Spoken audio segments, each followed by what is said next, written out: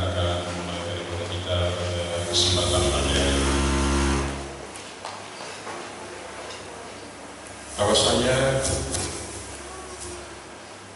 Bahwasanya pertolongan kita datangnya dari Dia Tuhan yang menciptakan langit dan bumi, yang kasih setianya untuk selama-lamanya. Turunlah atas kalian anugerah dan sejahtera dari Tuhan kita Yesus Kristus.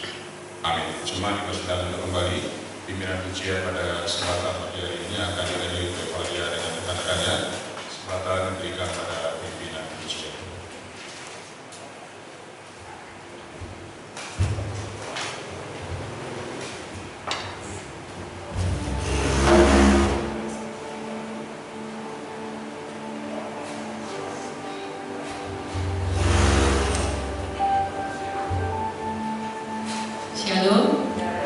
Shalom.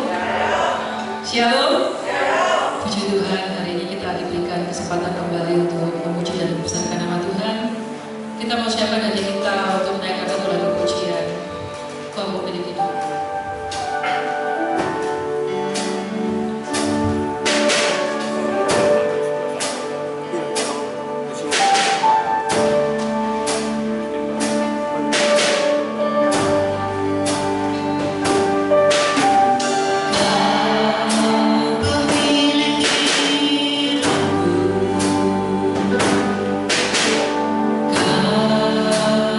Kasih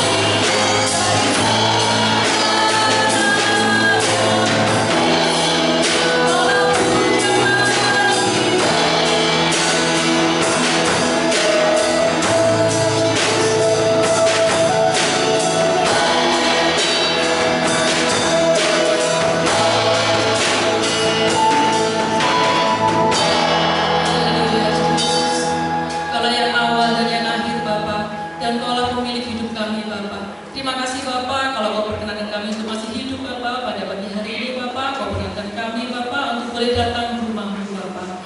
Terima kasih Bapa untuk nafas yang Kau berikan untuk hari ini Bapa. Terima kasih. Kami akan mulai Bapa, kebetulan kami mulai dari awal, pertengahan hingga pada akhirnya. Kami percaya Bapa, di mana 2-3 orang berkumpul, Kau hadir di tengah-tengah kami. Terima kasih Bapa, Kau mau berkati kami semua yang hadir di tempat ini maupun yang mengikuti kebaktian dari rumah. Dalam nama Tuhan Yesus Kristus, Juru Selamat dan Penolong jiwa kami. Haleluya. Amin. Tetap bagi berdiri, kita menaikkan satu lagu pujian Maha Kuasa Maha Mulia. Kita mau bersyukur pada Tuhan.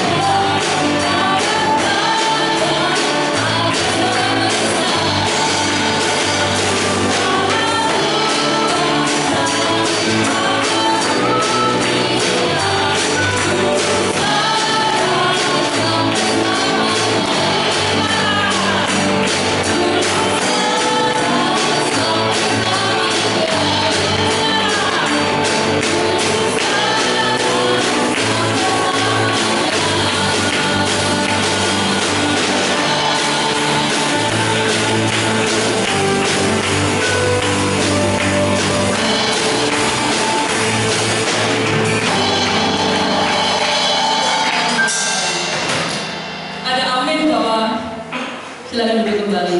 Tuhan kita adalah Tuhan yang Maha Kuasa dan Maha Mulia. Puji Tuhan, dan dari ke hari berkatnya atas kita selalu melimpah. Ada amin Bapak Ibu. Kita menaikkan satu lagu pujian ini tak berkesudahan dari hari ke hari.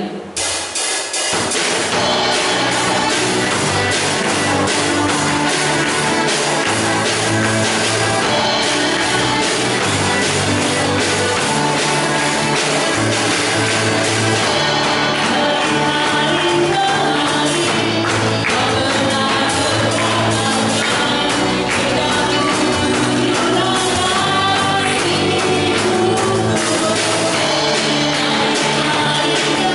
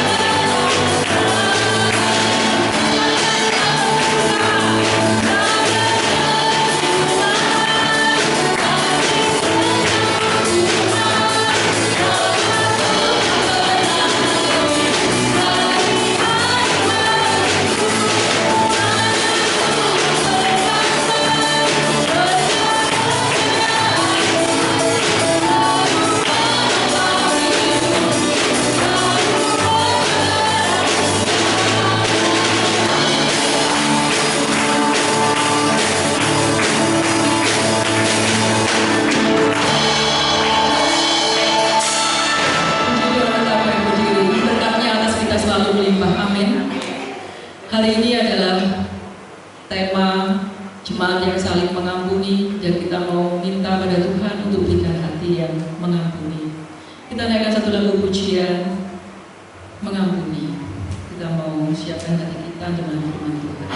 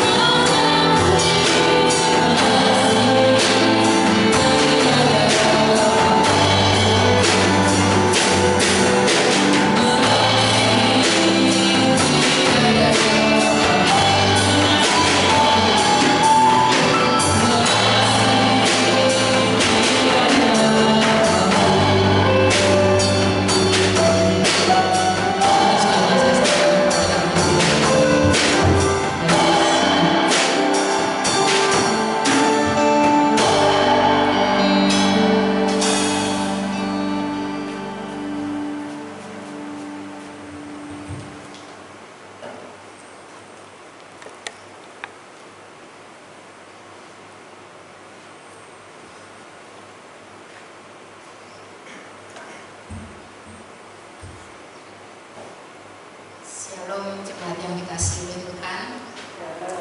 Bersyukur kalau pada hari ini kita boleh kembali bersama-sama berkumpul. Mari kita terlebih dahulu kita akan bersama-sama masuk di dalam doa sebelum kita merenungkan akan firman Tuhan. Mari kita berdoa. Bapa kami yang di surga, kami datang kepada Engkau. Kami mengucap syukur untuk kesempatan di mana sekali lagi kami boleh bersama-sama beribadah. Biar Engkau memberkati waktu kami ya Tuhan, supaya sungguh nama-Mu dipermuliakan dan setiap kami boleh diberkati. Dan biarlah setiap kami yang sudah hadir, kami sungguh-sungguh dengan pertolongan Roh Kudus Tuhan dan mendapatkan berkat melalui firman-Mu. Terima kasih ya Bapak, di dalam nama Yesus. Amin. Jemaat persilakan duduk kembali. Bapak Ibu dan saudara yang dikasihi oleh Tuhan, Shalom. Kita bersyukur ya kalau hari ini kita masih boleh beribadah, walaupun mungkin dengan sedikit lebih ribet dari biasanya gitu ya. Baik yang hadir di tempat ini maupun juga yang ada di rumah ya, saya mengucapkan selamat beribadah dan kita patut terus bersyukur kepada Tuhan. Pemberitaan firman Tuhan pada hari ini adalah diberikan tema yaitu jemaat yang saling mengampuni. Nah, landasan firman Tuhan adalah dari Efesus pasal 4 ayat 25 sampai ke 32. Nah, khusus pada pagi hari ini kita akan merenungkan dari ayat 25 sampai 27 ya. Oleh karena itu mari saya mengajak kita membuka dari Efesus pasal yang keempat ya, ayat yang ke-25 sampai ayat yang ke-27. Mari kita bersama-sama menyimaknya. Saya akan membacakan untuk kita semua. Karena itu buanglah dusta dan berkatalah benar seorang kepada yang lain, karena kita adalah sesama anggota. Apabila kamu menjadi marah, janganlah kamu berbuat dosa. Janganlah matahari terbenam sebelum padam amarahmu, dan janganlah beri kesempatan kepada iblis. Demikian bacaan firman Tuhan. Kalau kita melihat bagian firman Tuhan ini khususnya secara keseluruhan dari ayat yang ke-17, maka bagian ini dimulai dengan satu panggilan kepada orang percaya supaya dikatakan mereka hidup sesuai dengan status mereka sebagai orang percaya, dan juga di situ diberikan satu permintaan supaya mereka bertumbuh secara rohani di dalam persekutuan dengan saudara seiman. Mungkin PowerPoint-nya bisa dibuka. Ya. Nah, itu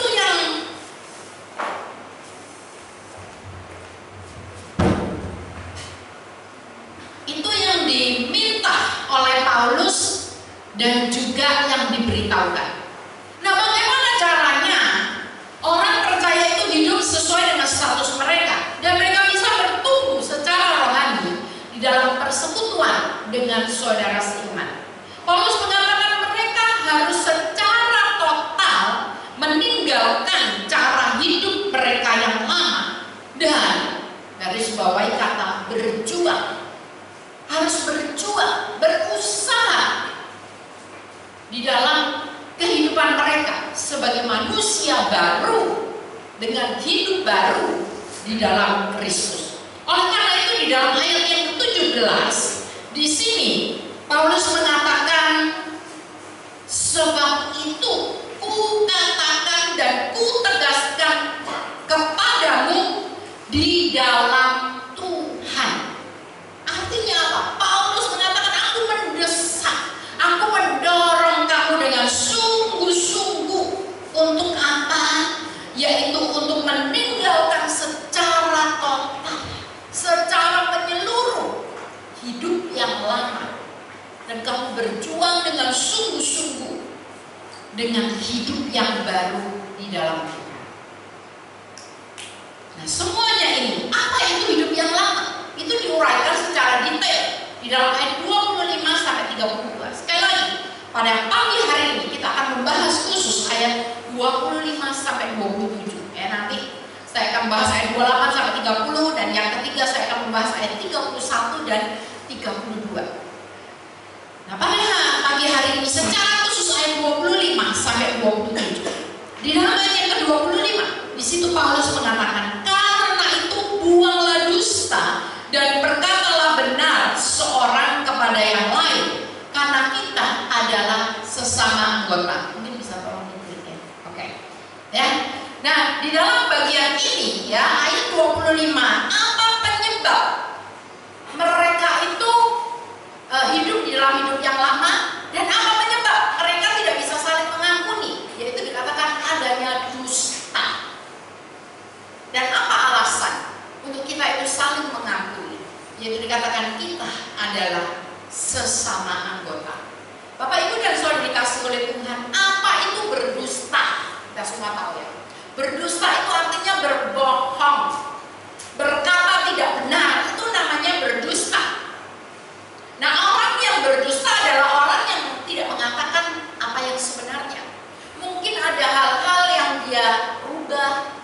dia tutupi. Nah, apa penyebabnya orang berdusta? Itu bisa macam-macam. Ada orang berdusta karena dia takut. Yang anak kecil, kalau nilainya kurang bagus dia bohong sama orang tua karena dia takut. Ada juga orang berbohong karena dia tidak mau dirugikan. Jadi demi kepentingannya dia berbohong. Ya, orang jualan, enggak kok ini mulaannya sudah mahal, padahal nggak segitu, gitu kan? Kenapa? Karena kalau berkata benar, gitu kan, untungnya kurang. Nah, ini orang berdusta, orang berkata tidak benar itu macam-macam alasannya. Nah, firman Tuhan mengatakan bahwa dusta itu adalah salah satu karakteristik dari manusia lama yang masih hidup di dalam dosa.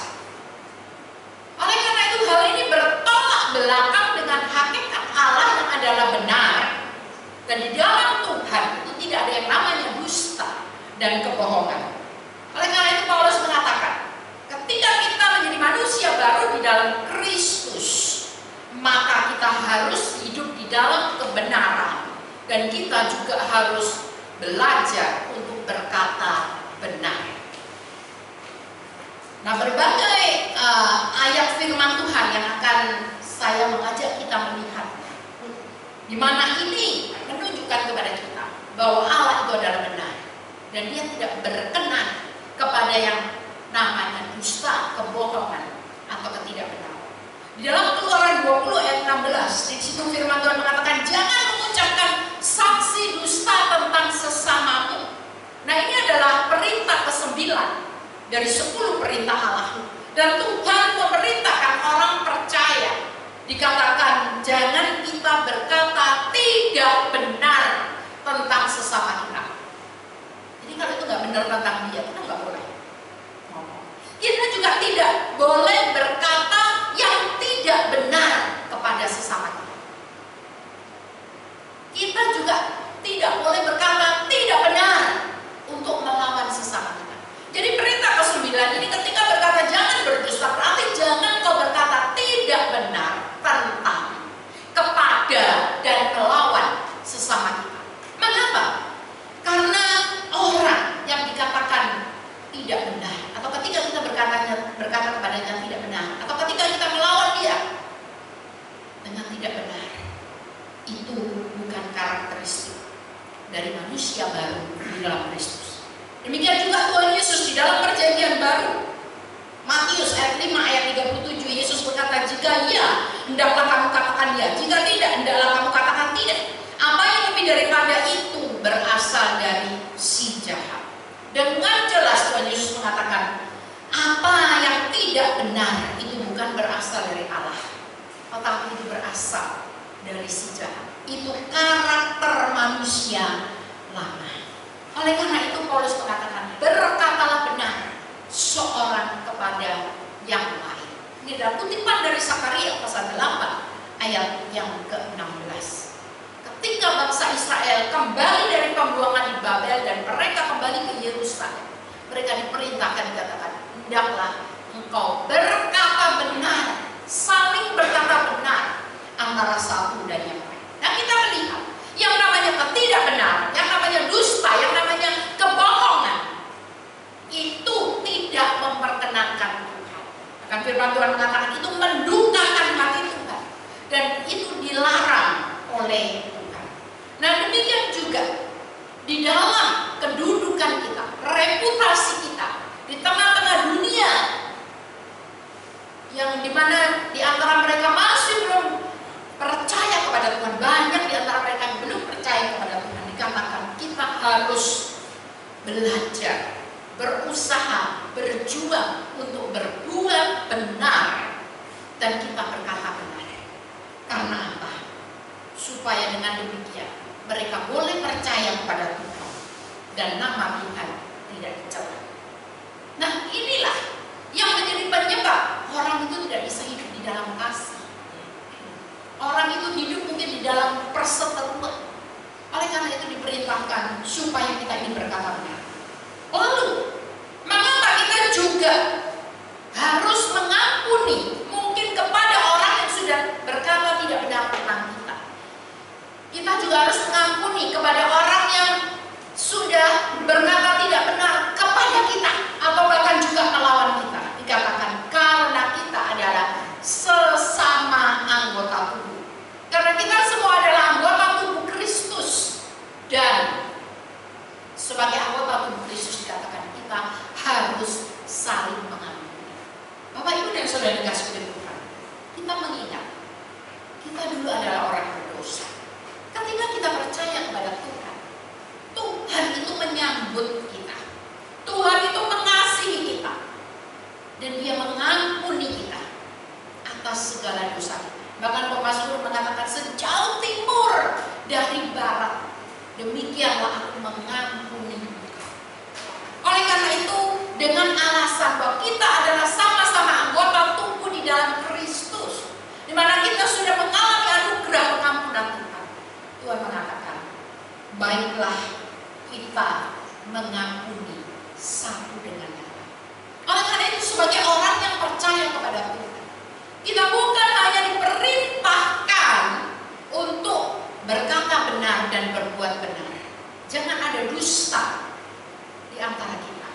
Tetapi dikatakan juga kita harus belajar untuk mengampuni mereka yang mungkin sudah berkata tidak benar tentang kita kepada kita dan melawan kita. Bapak Ibu dan Saudara dikasihi oleh Tuhan, memang yang namanya mengampuni kepada pembohong itu tidak gampang, dan susah ya. Saya juga orangnya itu nggak suka kepada yang namanya kebohongan. Ya, anak saya sejak kecil saya katakan, kamu harus belajar jujur. Kamu bagaimanapun pintarnya, kamu bagaimanapun hebatnya, kalau kamu jadi orang yang tidak jujur, saya katakan, hancur. Karena siapa orang yang bisa percaya kepada mereka yang tidak benar hidupnya, yang tidak benar kata-katanya? Itu saya terus katakan kepada anak saya. Oleh karena itu tidak gampang. Yang ketika ada orang bohong kepada kita, ketika ada orang mengatakan yang tidak benar tentang kita, itu sulit. Tetapi kita harus ingat, siapa sih kita? Kita sama-sama orang berdosa. Kita juga banyak kelemahan. Kita sudah diampuni oleh Tuhan. Karena Tuhan mengatakan sebagai sesama anggota, kita bukan hanya berbuat benar, berkata benar, tapi kita juga harus mau belajar mengampuni mereka. Karena kita adalah sesama anggota. Yang kedua, di dalam ayat yang ke-26, di situ Paulus mengatakan, apabila kamu menjadi marah, janganlah kamu berbuat dosa. Janganlah matahari terbenam sebelum padam amarahmu, dan janganlah beri kesempatan kepada iblis. Kata beri kesempatan kepada iblis ini, jangan memberi celah kepada iblis. Oleh karena itu yang kedua, apa penyebab kita tidak bisa saling mengampuni, kita tidak bisa saling mengasihi? Adalah kemarahan. Tapi mengapa kita harus mengampuni? Apa alasannya? Karena kita tidak mau memberi kesempatan atau celah kepada iblis. Bapak Ibu dan Saudara dikasihi oleh Tuhan, rupanya di Efesus dan juga di Kolose, maka kemarahan itu termasuk di dalam tanda kutip daftar kejahatan yang harus disingkirkan, yang harus dibuang oleh orang Kristen di Efesus dan di Kolose. Bahkan Tuhan Yesus sendiri juga memperingatkan murid-muridnya di dalam Matius pasal 5 ayat 22. Yesus berkata, setiap orang yang marah terhadap saudaranya harus dihukum. Nah, pertanyaannya, ada orang berkata, marahku ini benar. Apakah ada marah benar? Ada yang namanya kemarahan yang benar. Tapi seringkali kita menggunakan alasan ini untuk membenarkan diri. Ya, mungkin kita sudah marah-marah gitu ya, marahnya tidak terkontrol. Orang lain juga ada marah-marah juga tidak terkontrol. Lalu kita berkata, loh, kalau saya ini marahnya ini buat pendidik dia, supaya dia berubah. Nah, makanya saya harus keras. Orang keras itu harus marah-marah seperti itu sampai tidak terkendali. Kalau dia ya memang temperamennya seperti itu. Nah, seringkali kita membenarkan diri gitu ya. Ini masalahnya bukan boleh marah atau tidak, tapi bagaimana cara kita marah. Alasan apa kita marah? mengendalikan kemarahan itu bagaimana. Nah, oleh karena itu, di sini Paulus itu memberikan saran tentang bagaimana kemarahan itu tidak menimbulkan dosa. Nah, orang bukan nggak boleh marah, ya. Tapi bagaimana kemarahan itu caranya supaya kemarahan kita itu tidak menimbulkan dosa. Nah, Paulus memberitahukan kepada kita harus ada yang namanya batasan waktu yang ketat. Paulus mengatakan janganlah matahari terbenam sebelum padam. Nah ini amarah. Tahu amarah? Amarah itu sudah kemarahan yang tidak terkendali, itu menjadi sebuah amarah. Dikatakan janganlah matahari terbenam sebelum padam amarah. Apa artinya? Artinya jikalau memungkinkan, biarlah yang namanya rekonsiliasi, perdamaian antara kita dengan orang yang kepadanya kita marah atau membuat kita marah, gitu ya, itu boleh diselesaikan sebelum hari itu berganti. Ini maksudnya ya, sebelum besok baiklah itu diselesaikan. Nah, ada kemungkinan orang yang sudah membuat kita marah atau yang mungkin kepadanya kita marah, gitu ya, itu nggak mau diajak rekonsiliasi, nggak mau diajak berdamai. Nggak mau karena mungkin dia sudah malas atau merasa sudah nggak perlu. Ada orang seperti itu. Atau mungkin dia lagi sibuk, nggak bisa dihubungi. Nah, bagaimana kalau ini terjadi? Dikatakan jika tidak memungkinkan, ya, mari kita serahkan rasa permusuhan kita, masalah kita itu kepada Tuhan. Jadi artinya tugas kita sebagai orang yang mungkin sudah marah atau dimarahi, gitu ya, tugas kita adalah yang namanya mengusahakan perdamaian. Mengapa kita harus mengusahakan perdamaian? Supaya hidup kita itu tidak dibebani oleh yang namanya kemarahan. Jadi tanggung jawab kita adalah mengusahakan perdamaian. Tetapi kalau itu tidak memungkinkan, marilah dikatakan kita menyerahkan semuanya itu kepada Tuhan. Oleh karena itu ketika dikatakan janganlah matahari terbenam sebelum padam amarah, itu berarti juga tidak memberi celah kepada kita untuk kita melakukan yang namanya balas dendam. Kan semua itu sudah diselesaikan. Di dalam Roma 12 ayat 19 Paulus berkata, berilah tempat kepada murka Allah. Nah, ini penting. Sehingga dengan menyelesaikannya, maka kita juga berarti sudah mengampuni. Bapak Ibu dan Saudara dikasih oleh Tuhan, saya tanya, kalau kita ini marah kepada seseorang, yang kita marah-marahin itu happy-happy saja. Saya tanya, yang menderita siapa? Yang marah atau yang dimarahin? Hah? Nah, kita marah-marah habis energi, gitu ya. Kita marah-marah kita tidak bahagia. Kita marah-marah kita pusing kepalanya, darah tingginya naik gitu. Tapi yang dia tahu gitu. Nah, yang tidak bahagia itu kita.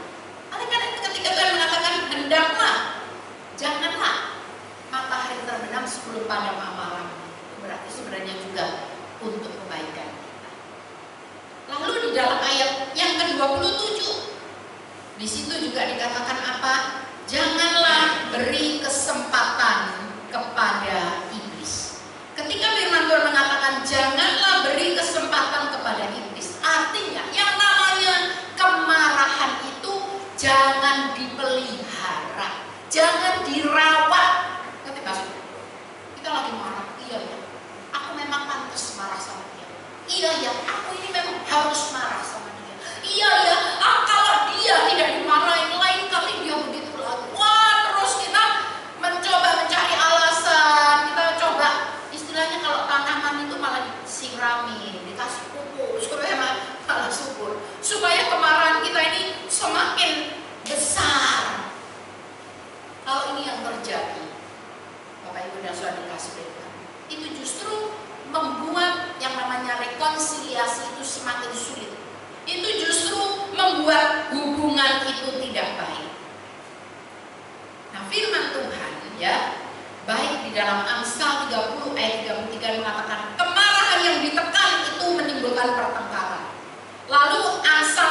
19 mengatakan seorang saksi dusta yang nyemburkan kebohongan dan yang menimbulkan pertengkaran saudara.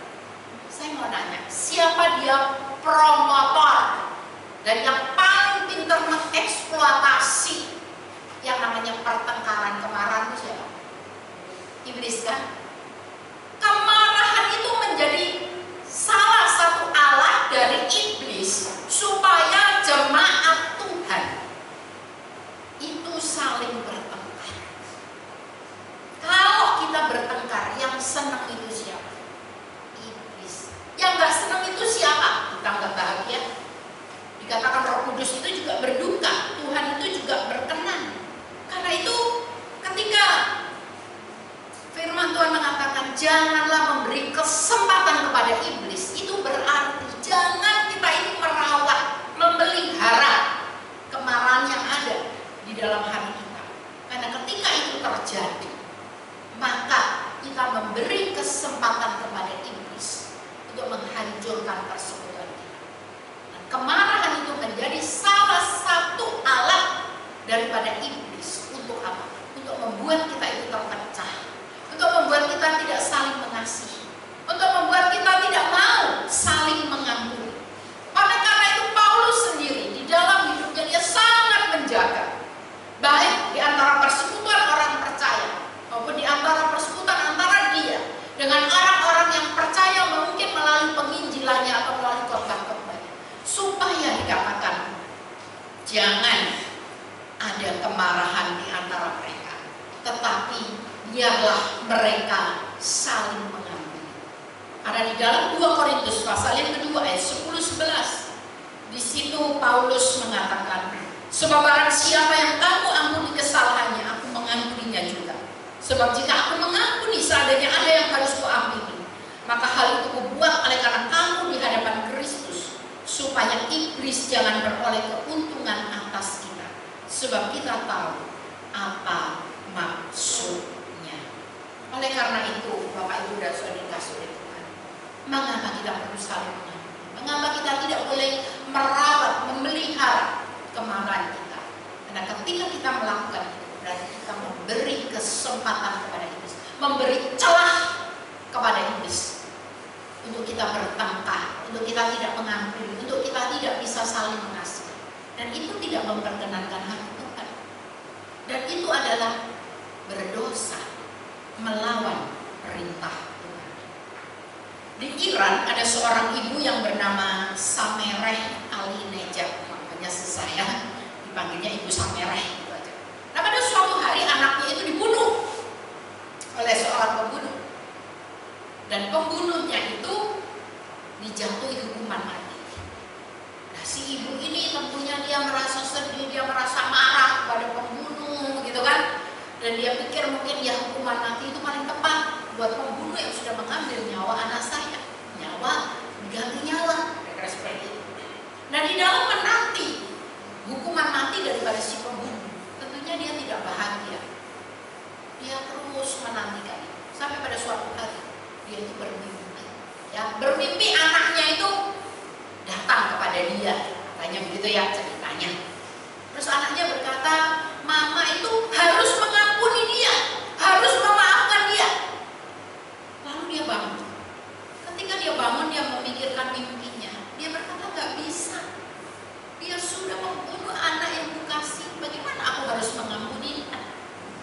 Nah, demikian terus berlangsung sampai kira-kira kurang 2 hari hukuman mati itu dijatuhkan kepada si pembunuh. Ibu ini bermimpi lagi, anaknya juga datang kepada dia. Nah, di dalam mimpinya yang kedua dia berkata, waktu itu anakku itu gak mau ngomong sama aku, bahkan dia juga gak mau melihat aku. Sebagai seorang mama sedih kan ya, walaupun cuma bertemu dalam mimpi. Saya nggak tahu apa karena dia inget-ingetan gitu ya, apa yang dia cerita banyak ketemu di mimpi gitu ya. Dia sedih gitu ya, kenapa anaknya seperti ini, kan berarti anaknya itu marah katanya begitu ya. Sampai tibalah hari penghukuman bagi si pembunuh. Nah, biasanya orang itu dijatuhi hukuman mati, dia itu berdiri di atas sebuah kursi ya, terus lehernya itu dijerat tali gitu ya, pantatnya digantung. Nah,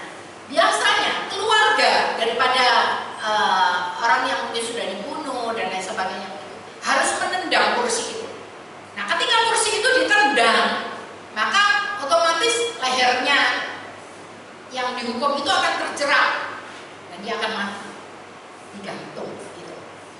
Nah, demikian juga si ibu ini, tibalah hari dia harus menendang kursi. Tapi ketika tiba waktunya, dia tidak menendang kursi, tapi dia menampar, dikatakan aku menampar si pembunuh. Singkat cerita, ini artinya dia memaafkan si pembunuh, dia mengampuni. Akhirnya si pembunuh tidak jadi dijatuhi hukuman mati, dia hanya dijatuhi hukuman penjara. Tidak disebutkan penjara seumur hidup atau berapa lama, tapi yang jelas dia tidak dihukum mati. Nah, ibu ini berkata, ketika aku menampar dia, itu berarti aku mengampuni dia, aku memaafkan dia. Dia mengatakan, aku merasakan kehangatan di dalam hati, dan aku merasakan kelegaan yang luar biasa. Bapak, Ibu, dan saudara kasih, ketika firman Tuhan mengatakan, janganlah biarkan matahari terbenam di 10 padang amarah, janganlah beri kesempatan kepada iblis. Itu manfaatnya itu buat kita. Ketika kita terus hidup di dalam kemarahan, kita menjadi orang yang tidak bahagia, kita menjadi orang yang sakit. Bukan hanya batin kita, itu juga akan mempengaruhi akan fisik kita. Dan yang paling penting, Tuhan tidak berkenan, karena inilah salah satu cara atau alat iblis untuk kita tidak bisa saling mengasihi dan saling mengampuni. Oleh karena itu, pertanyaannya bagi setiap kita, saya tidak tahu apa yang ada di dalam hati kita. Mungkin kita begitu marah, sedang marah, atau marah sudah lama bertumpuk-tumpuk karena dia sudah berdusta kepada saya, karena saya sudah dibohongin berapa kali. Banyak orang marah atau ke gereja, termasuk marah kepada Tuhan karena dia dibohongin justru oleh sesama anggota gereja. Mungkin marah atau marah karena hal-hal yang lain. Firman Tuhan mengingatkan kita harus saling mengampuni. Bagaimana caranya? Yang pertama, ketika orang sudah berkata tidak benar tentang kita, kepada kita, atau melawan kita, dikatakan kita harus mengampuni. Kita adalah sesama anggota. Sebagaimana Tuhan sudah mengampuni saya pun mau belajar untuk mengampuni sesama saya, maksudnya sesama orang, saudara seiman di dalam. Yang kedua, saya tidak boleh memelihara kemarahan saya. Ada orang marah sudah bertahun-tahun, berpuluh-puluh tahun. Tuhan mengatakan jangan beri kesempatan kepada iblis. Usahakan perdamaian, ampuni dia, sehingga kita boleh merasakan kelegaan dan kita boleh hidup saling mengasihi, penuh dengan damai sejahtera di dalam. Biarlah firman Tuhan menolong setiap kita untuk kita boleh saling mengampuni. Mari kita mengambil waktu sejenak di hadapan Tuhan. Kita berdoa untuk diri kita masing-masing. Sekali lagi, saya tidak tahu apa yang menjadi pergumulan kita, apa yang menjadi ganjalan kita pada saat ini. Tapi kita mohon anugerah dan kekuatan daripada Tuhan, supaya kita boleh mengampuni, kita saling mengampuni, dan kita saling mengasihi. Bapa kami yang ada di dalam kerajaan surga, kami mengucap syukur untuk firman-Mu yang boleh kami dengar pada pagi hari ini. Biarlah Tuhan yang terus menolong supaya sungguh-sungguh kami hidup di dalam perdamaian antara satu dengan yang lain, dengan saling mengasihi, dengan saling mengampuni apapun yang menjadi ganjalan di dalam hidup ini. Biarlah kami boleh dilepaskan daripada semuanya, dan kami boleh mengalami damai sejahtera Tuhan. Dan sebagai anggota tubuh Kristus, kami juga boleh hidup di dalam damai sejahtera. Terima kasih ya Tuhan, kiranya Kau yang menolong setiap kami. Diserahkan juga jemaat di tempat ini, kiranya Tuhan terus memberkati, baik para hamba Tuhan, para majelis, para jemaat Tuhan yang ada di gereja ini, yang sedang beribadah di rumah, semuanya akan disertai oleh dalam nama Yesus kami.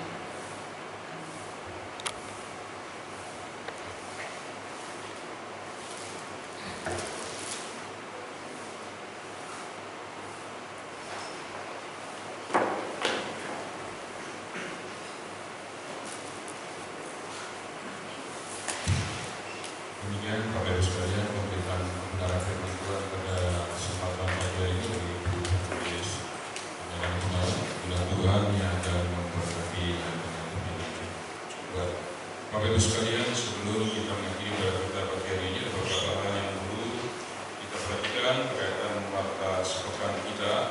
Saudara-saudara sekalian, pada hari Selasa mendatang, pendalaman kita diharapkan pada pukul 6:30 malam akan dialami Pendeta Muda Juni Kristiani Tulang Banua dengan Bapak Matua Yuni Daryanto. Kali ini akan membahas dalam kitab Markus pasal 4 ayat 21 sampai ayat yang 41. Untuk ibadah Romanita khusus di Arjuna Broma akan dialami pada Rabu mendatang oleh Pendeta Susi Raswati pukul 5 sore dan akan disiarkan secara langsung.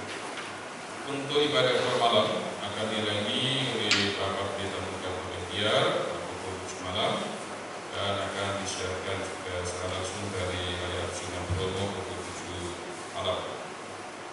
Ibadah kita tengah minggu di Raya Dharma Rampan pada Kamis mendatang akan dialami oleh Pendeta Medan Sudeja bersama-sama dengan tim dalam ibadah dengan kaum membersih pada pukul 6:30 malam.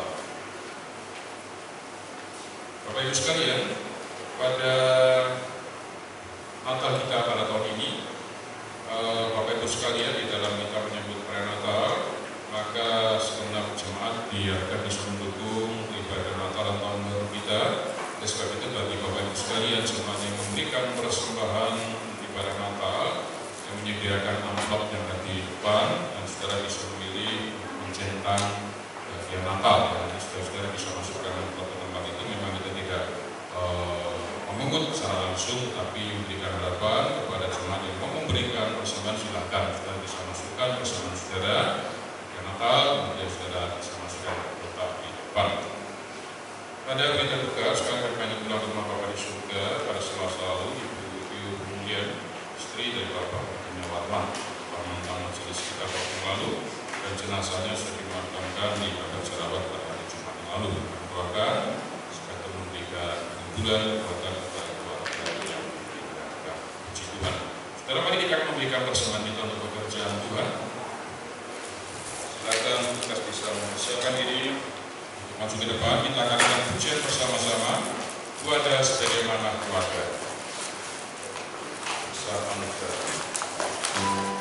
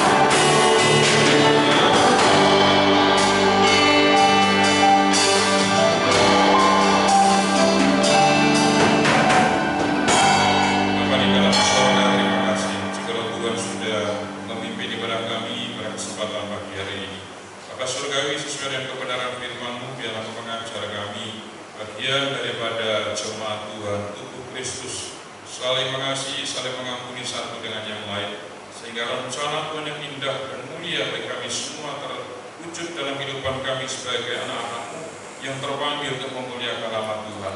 Terima kasih Bapa untuk kebenaran firman-Mu, memberkati hamba-Mu Ibu Evangelis Melanie Gunawan, Tuhan akan memberkati dalam pelayanan dan tugas-tugas yang Tuhan percayakan, nama Tuhan dimuliakan, diagungkan. Berkati juga seluruh kami hadir pagi hari ini, memberkati jemaat-jemaat Tuhan yang beribadah di rumah masing-masing, dalam juga akan meneguhkan mereka dengan kebenaran firman Tuhan. Berkati saudara kami yang sakit yang lemah tubuh, mereka khususnya menghadapi berbagai macam kesulitan dalam masa pandemi ini, Tuhan memberikan penghiburan, kekuatan senantiasa. Bapa Surgawi, terima kasih. Menyerahkan juga untuk persembahan kami pada pagi hari ini, biar seluruh persembahan kami dapat dipakai di Allah Tuhan di tempat ini. Terima kasih Tuhan. Pada akhirnya pagi ini bila mana sebentar kami akan berpisah, pulang meninggalkan tempat ini menuju ke rumah kami masing-masing. Mohon pimpinan penyertaan Tuhan beserta dengan kami semuanya. Oleh sebab itu Bapak Ibu Saudara-saudara sekalian jemaat yang kekasih, sekarang pula Allah dan terimalah segala berkat daripada Tuhan, maka kasih karunia dari Allah Bapa, anugerah dan sejahtera dari Tuhan kita Yesus Kristus, serta persekutuan dengan Roh-Nya yang kudus menyertai kita semua, mulai saat sampai Maranatha, Tuhan Yesus Kristus datang pada kali yang. Amin.